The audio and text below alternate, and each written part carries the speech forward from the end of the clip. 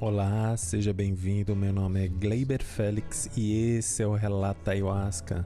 E hoje a nossa convidada é a Alexia Ribeiro. Ela vai contar um pouco da experiência dela de expansão de consciência e como isso está mudando a vida dela. E se você teve uma experiência de expansão de consciência e queira compartilhar, entre em contato conosco pelo Instagram Relata Ayahuasca, deixe uma mensagem que eu entre em contato com você. Gratidão a todos.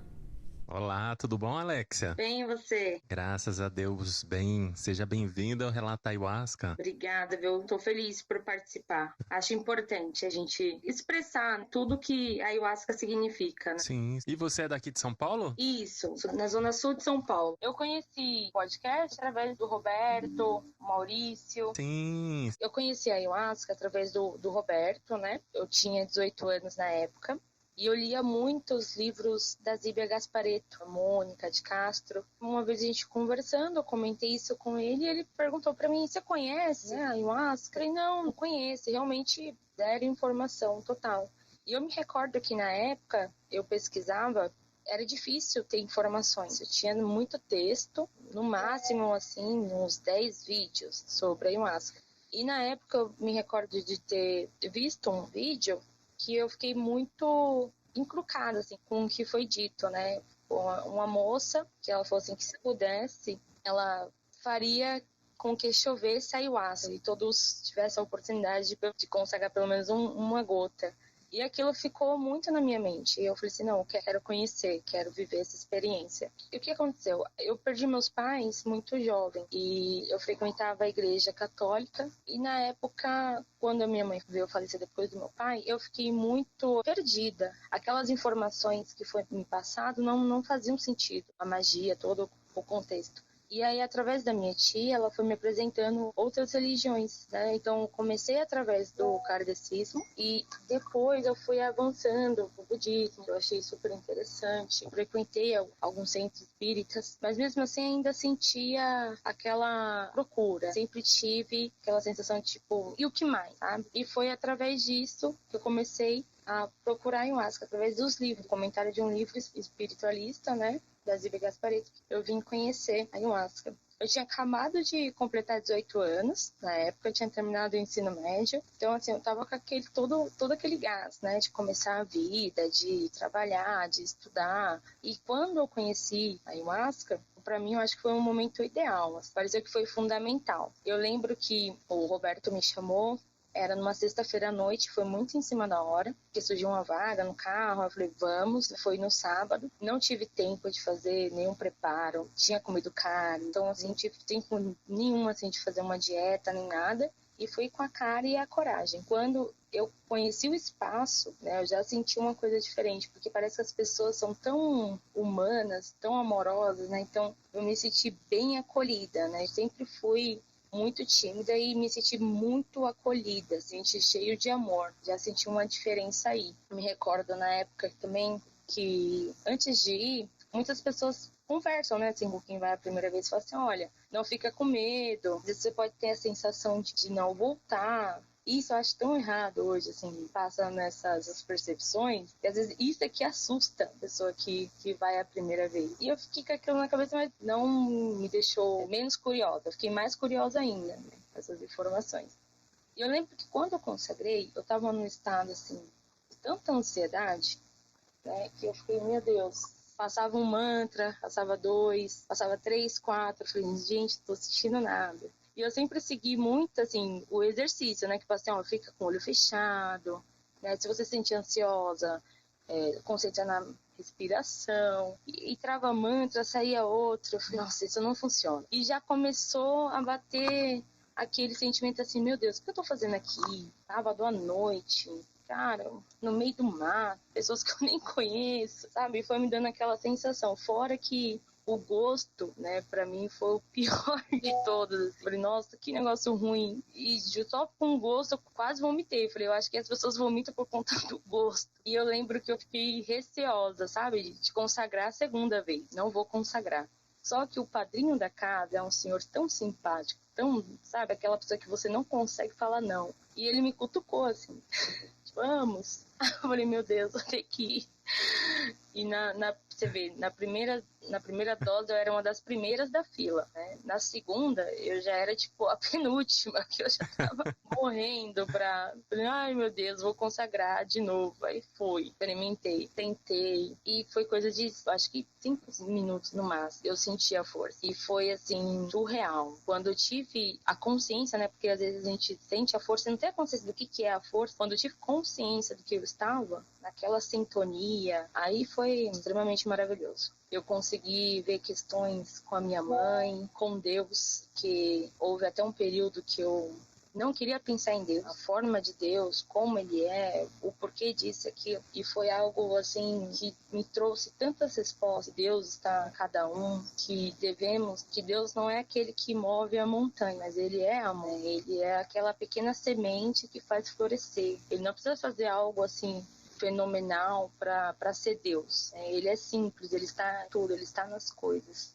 Tem até um trecho, vou procurar aqui para ler, que eu escrevi depois da ayahuasca, porque eu fiquei por um momento assim, sem conseguir falar, encontrar palavras para expressar o que eu estava sentindo. Porque as pessoas perguntam, e aí, como que foi? Eu não conseguia formular em palavras. Aí eu fiz esse pequeno trecho, assim. Sonhei acordada com algo maravilhoso, realmente divino.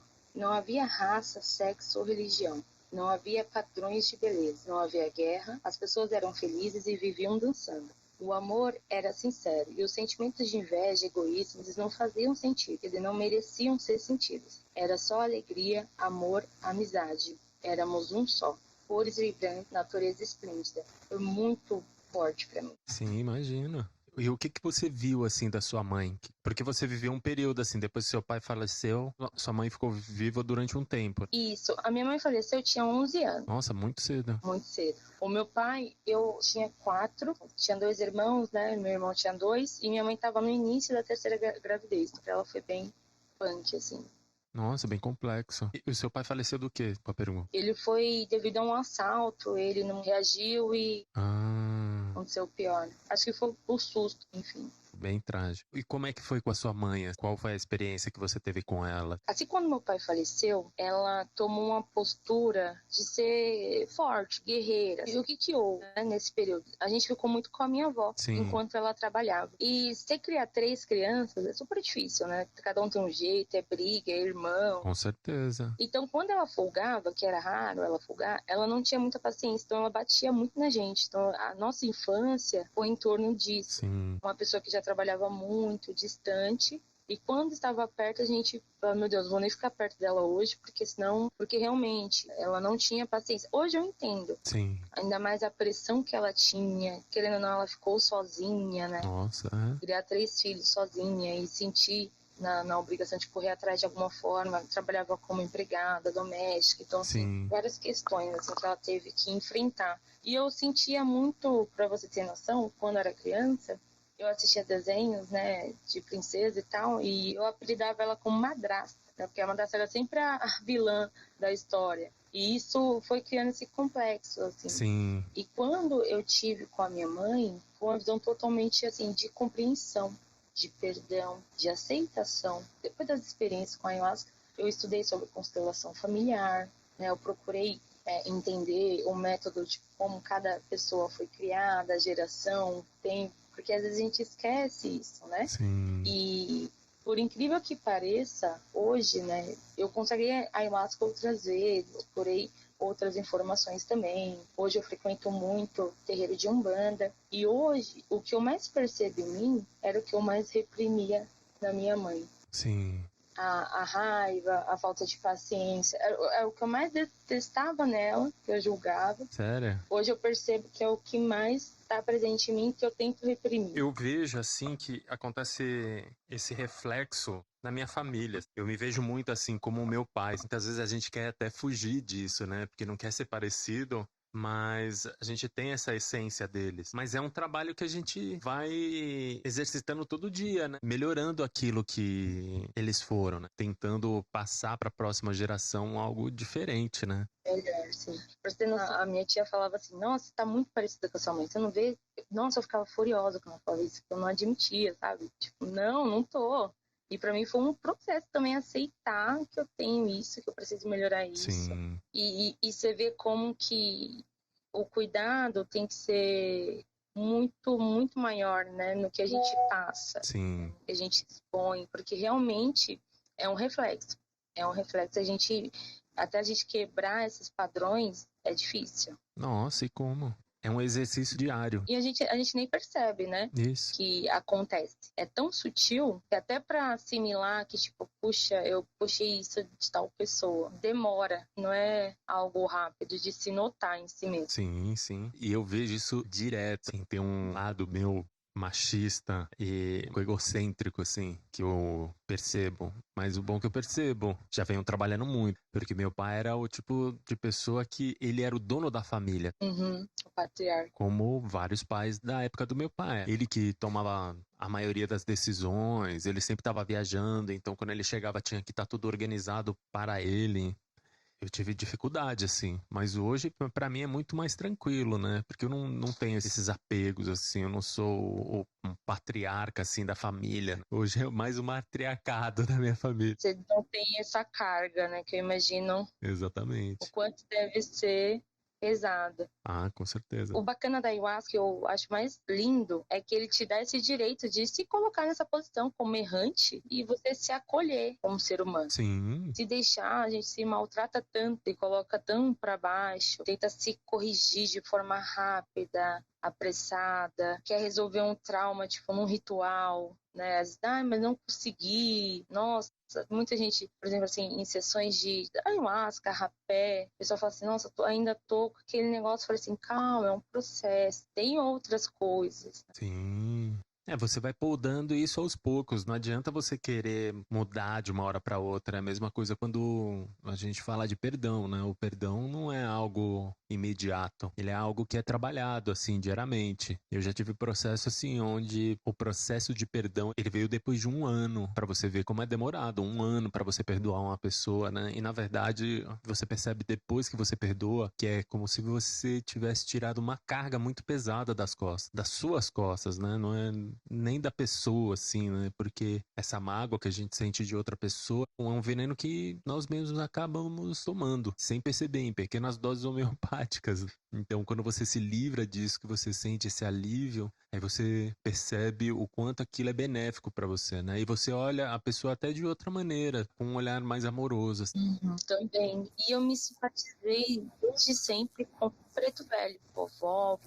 Por coincidência, a primeira gira que eu fui foi uma gira de Preto Velho. Ah, é? Sim. E eu nem sabia, porque foi uma das minhas amigas que convidou, e eu nem procurei saber que da GE, eu só queria conhecer o espaço, como que funciona. E o primeiro contato que eu tive foi com a vovó. Olha, que interessante. E, cara, foi incrível. Assim, a mesma sensação que eu tive quando eu consagrei máscara a primeira vez. Que quando ela falou coisas que eu nunca comentei com ninguém, né? O que aconteceu? Sim.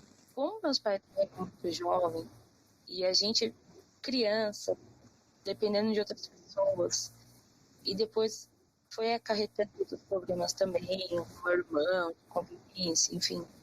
A minha família também ficou sobrecarregada. Então eu levantava e falava assim, será que eu vou morrer nova? Será que eu não tinha perspectivas de vida? Parecia que eu pensava tanto na morte como algo breve, sabe? Eu tinha essa tendência assim, um pouco depressiva. E a vovó falou assim, minha filha, você pensa muito na morte, né? Mas você não vai morrer agora, não. E quando ela falou isso, era tão íntimo, então não tinha como outra pessoa saber.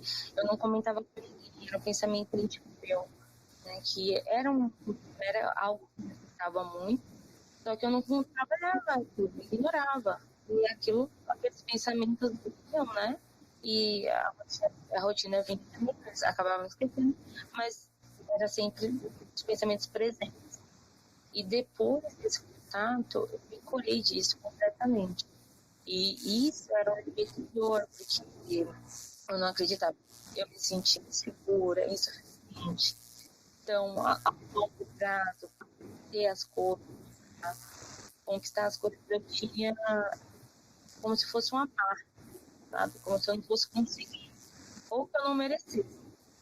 E, para mim, tanto assim, o kardecê, a umbanda, o budismo, a ayahuasca, quando a gente, de forma profunda, como ela funciona mesmo, na mente das pessoas, no coração, no íntimo, é algo de respeitar e de se considerar como forma de tratamento também, tanto para dependência de droga, traumas depois de morte, né, da família.